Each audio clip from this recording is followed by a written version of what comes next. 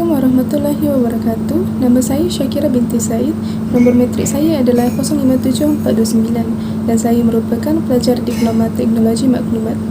Dalam video ini, kami Grup 9 akan membentangkan proposal bagi projek bengkel aplikasi lanjutan yang bertajuk Sistem Pembayaran Gaji. Sistem pembayaran gaji merupakan suatu sistem yang dapat menjalankan semua proses membayar gaji pekerja. Sistem ini mengendalikan gaji untuk pekerja menerima gaji di syarikat tersebut termasuklah pekerja tetap, pekerja kontrak maupun pekerja harian. Sistem ini merangkumi proses pengurusan gaji pekerja meliputi potongan dan pendapatan pekerja, allowance kerja lebih masa dan sebagainya. Sistem ini dibangunkan untuk kegunaan pejabat atau industri kecil dan sederhana yang bertujuan untuk membantu organisasi mengendalikan dan mengeluarkan sistem pembayaran gaji bulanan untuk semua pekerja. Sistem ini dapat memudahkan lagi kerja pentadbir jika dibandingkan dengan sistem secara manual. Sejurus itu, sistem ini dapat menyelesaikan masalah pentadbiran. Dengan adanya sistem ini, ia dapat menjimatkan masa pentadbir.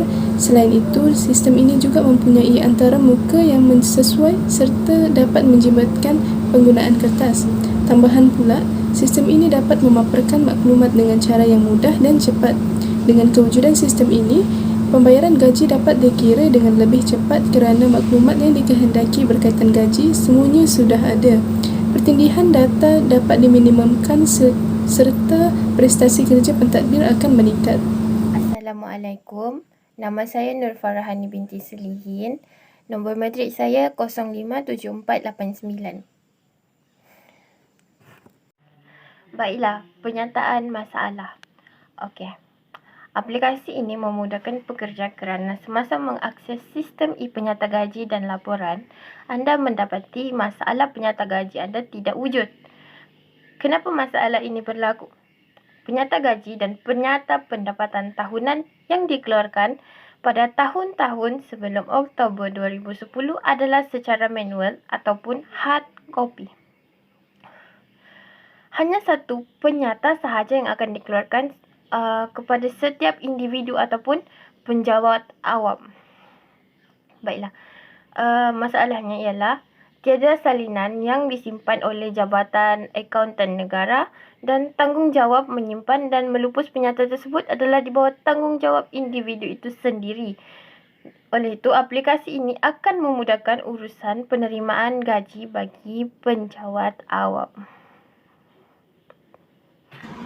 Hai, Assalamualaikum warahmatullahi wabarakatuh. Saya Umi Maira binti Yahya, nombor metrik 058928. Saya daripada Diploma Teknologi Maklumat. Hari ini saya ingin membentangkan tentang skop kajian. Skop kajian ini adalah untuk membangunkan sistem pembayaran gaji bagi memudahkan majikan dan pekerja. Sistem ini bertujuan untuk mengoptimalkan penggunaan tenaga manusia dalam menguruskan kerja-kerja berkaitan gaji. Selain itu, sistem ini juga difokuskan kepada staf yang memantau sistem tersebut. Tugas mereka adalah dengan melancarkan urusan pengemaskinian serta penyimpanan butiran rekod pekerja. Assalamualaikum warahmatullahi taala wabarakatuh. Saya Siti Sarah binti Rosman, nombor metrik 057415. Saya pelajar Diploma Teknologi Maklumat. Gambar rajah entiti atau ERD adalah teknik pemodelan data yang menggambarkan entiti sistem maklumat dan hubungan antara entiti tersebut. Unsur-unsur bagi ERD adalah entity, hubungan atau relationship dan juga attribute. Okey, untuk ERD bagi sistem gaji ada 5 table. Table yang pertama iaitu salary atau bonus. Table yang kedua job department. Table yang ketiga payroll. Table yang keempat employee dan table yang kelima leave. Bermaksud ada 5 entiti. Table pertama salary atau bonus. Attribute dia salary ID sebagai primary key, job ID sebagai foreign key, amount, annual dan juga bonus. Table yang kedua pula, job department. Attribute, job ID sebagai primary key, job depth, name, description dan salary range. Table yang ketiga, payroll. Attribute, payroll ID sebagai primary key, employee ID sebagai foreign key, job ID sebagai foreign key, salary ID sebagai foreign key, leave ID sebagai foreign key, date, report dan juga total amount. Table yang keempat, table employee. Attribute employee ID sebagai primary key, first name, last name, gender, age, contact at, employee email dan employee password. Table yang terakhir iaitu table leave. Attribute leave ID sebagai primary key, employee ID sebagai foreign key, date, status dan juga reason. Primary key ni fungsi dia adalah untuk menentukan rekod dalam sesebuah jadual sebab nilai dia tu unik. Manakala foreign key pula ia berfungsi untuk menghubungkan antara dua jadual bersama. Ciri-ciri bagi primary key ni dia unik dan hanya boleh ada satu sahaja dalam setiap table. Manakala bagi foreign key pula dia tidak unik dan boleh ada satu ataupun lebih dalam sesuatu table. Sebab tu kalau kita tengok dalam table salary bonus ada satu primary key, job department, payroll, employee, leave pun ada satu primary key, dan ada table yang ada satu foreign key, contohnya table salary bonus, table leave, dan ada juga yang ada lebih daripada satu foreign key iaitu table payroll. Okey, ada 4 foreign key dan ada juga yang tak ada foreign key iaitu table, job department dan juga employee. Table salary atau bonus, attribute dia salary ID sebagai primary key dan job ID sebagai foreign key. Okey, kalau kita tengok attribute job ID ni dia ada juga dalam table job department. Tapi dalam job department, table job department ia berfungsi sebagai primary key dan maksudnya ini menggambarkan kaitan ataupun hubungan antara table salary, bonus dan juga job department. Table payroll pula, attribute payroll ID sebagai primary key, lepas tu employee ID sebagai foreign key. Attribute employee ID ni kita boleh lihat juga dalam table employee, yang mana dalam table employee ID ni sebagai primary key, tapi dalam table payroll ia adalah foreign key. Ini juga menunjukkan kaitan antara table payroll dengan table employee. Selain daripada tu, dalam table payroll juga ada attribute job ID yang mana bertindak sebagai foreign key.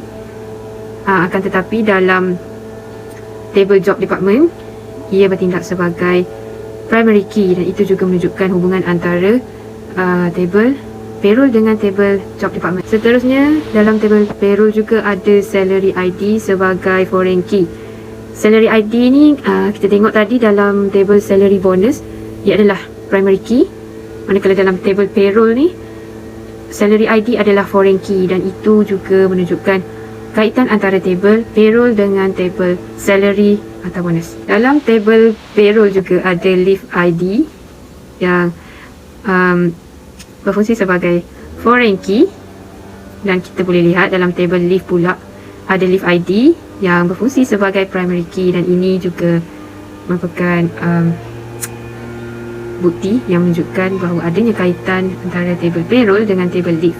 Table leave pula, selain daripada leave ID sebagai primary key, kita ada juga employee ID sebagai foreign key.